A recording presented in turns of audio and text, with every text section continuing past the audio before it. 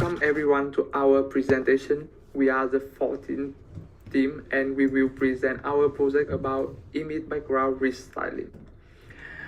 The outline comprises 8 sections and now we are going to section 1, introduction. Talking about motivation, sometimes people want to make their portrait photo more appealing by only restyling the background like figure 1. However, manual editing is time-consuming and requires professional skills, even be impossible. Nowadays, the design of deep AI model can address this challenge by enabling automatic and realistic background restyling. However, the research gap is that few studies focus on background-only restyling while preserving subject realism and scene harmony.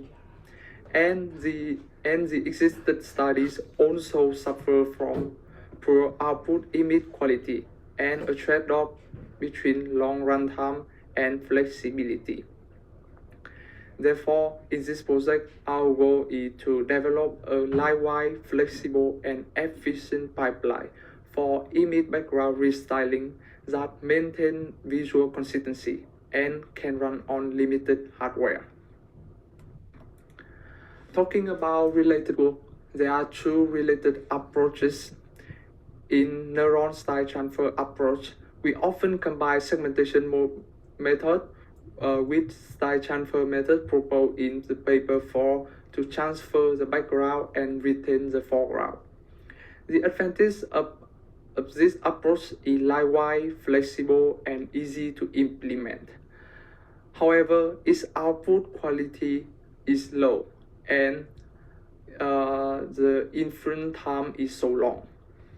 In diffusion-based approach, we use the diffusion-based methods which contain image as input, style image as condition, and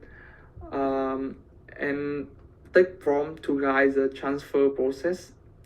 It can be flexible and provide high output quality, but it also requires extremely high computational cost and it's nearly impossible to transfer only background style. Meanwhile, our proposed method is lightweight, flexible, and efficient, and it can address all above problems. In this project, we use pipeline proposed in the GitHub repo naive background style transfer as baseline. The reason we choose this baseline is that it is very simple and straightforward. From content image, we run semantic segmentation model DeepLab v3+ to extract the binary mask. Then we transfer background style by optimization-based method with content and style images. And finally, we use mask to retain the foreground in the output. As mentioned in the previous milestone, this baseline has several limitations: poor semantic mask, time-consuming, and low output quality. Therefore, we propose two solutions. First, we use ModeNet, an image mapping model trained specifically on portrait dataset to reduce false positives and improve foreground boundaries. Second, we replace current optimization-based method with ADAIN model to speed up the process and improve the output quality. Now, the new pipeline will be like this. The output of ModeNet will reduce error and provide better boundaries, especially details like hair. Meanwhile, ADAIN will provide better visual quality and reduce process time significantly. We will go into details to understand why the new pipeline can do it. This slide is about ModeNet architecture. It contains three main components in which the low resolution brand S estimates the semantic mask with only a lightweight encoder and an eASPB block. The eASPB blocks is an updated version of the ASBB block, which is lighter but still maintaining efficiency due to 3 modifications. And next, after having semantic mask, the high resolution brand D will use the image input and the semantic mask to predict details in only transition region. It contains fewer convolution layers than the brand S and only calculates loss on transition region. And finally, the fusion branch F will combine semantic and detail features to provide AlphaMate. And the overall loss is given as this formula, with lambda S, lambda D, and lambda alpha are hyperparameters. After ModNet, we will continue to present the ADA-IN model. ADA-IN architecture takes 2 inputs, content image X, style image Y. A pre-trained VGG19 network is utilized to extract features from 2 images. Next, we use ADA-IN layer to first remove style information in the features of content image X, and then apply the style information of the style image Y into those features. And finally, we use a decoder to decode those features into the desired output image. And to train ADA-IN, we again use the same pre-trained VGG19 to extract features from output and calculate the overall loss, which combine both content loss and style loss. Now we move to the section 5, experiment and results.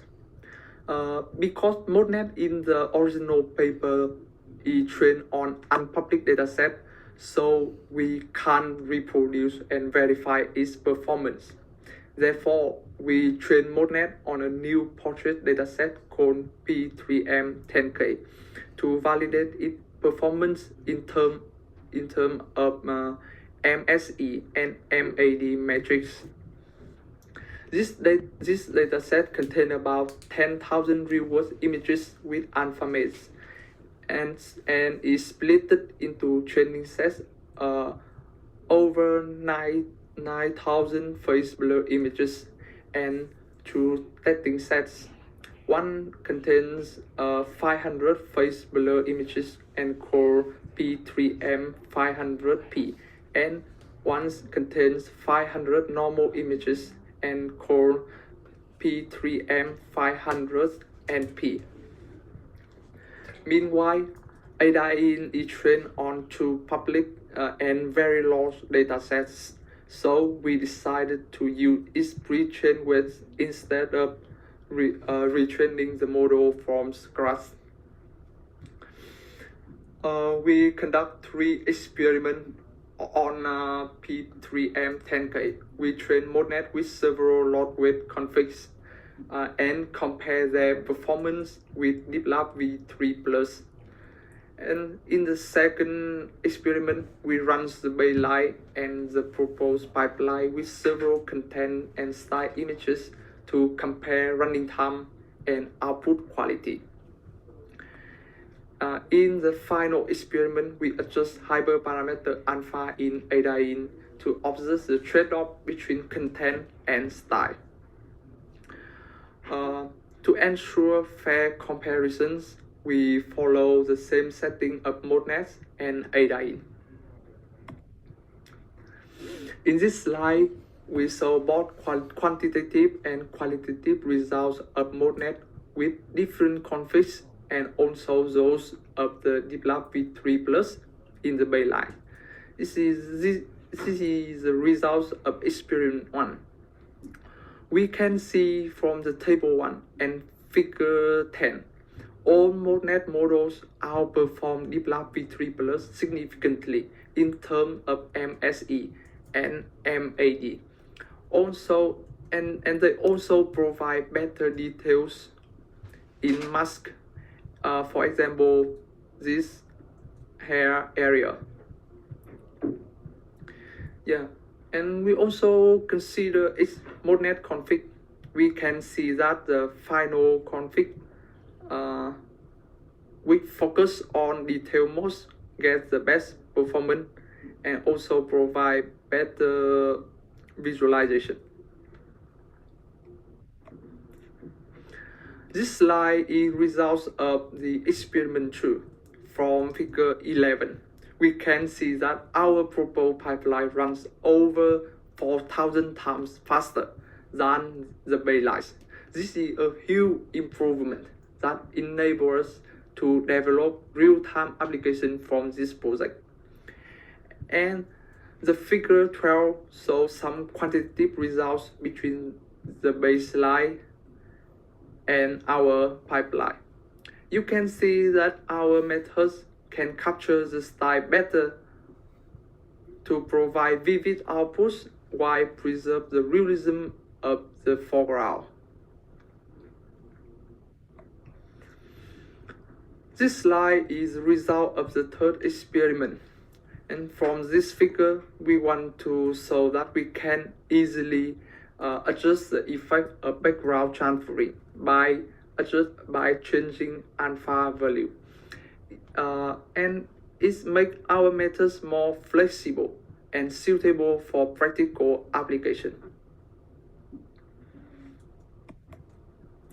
However, we also see some failed cases when testing our methods. In the above figure, our ModNet outputs a bad alpha mate, resulting artifact in the final output. And in the below figure, you can see the image style is quite complicated, so ADA-IN can't capture the style information well, leading to the final output quite strange and not appealing. We consider all failed cases as limitation of current methods and will try to address them in the future work. Okay, after this project, we have some conclusions. First, we propose a lightweight, flexible, and efficient pipeline to only transfer background style while preserving subject realism. Second, our methods combine ModNet and ADA-IN effectively to address existing problem of the baseline. The third is experimental results show that our methods deliver superior performance in terms of any metrics and output quality. And we also provide our work at this link. Yeah, to make the project practical, we build an UI using this method for user to edit their images. Besides, we also try to apply this pipeline in videos, not limited only in images. You can go to the GitHub above to see and run the applications. Yeah, as mentioned in the previous slide, our method will still have some limitation about ModNet and ADA-IN. Therefore, in the future work, we want to develop the high-resolution brand of ModNet to address cases with challenging boundary and transistent area. And we also want to replace existing encoder in ADA-IN to a better one to extract style information better.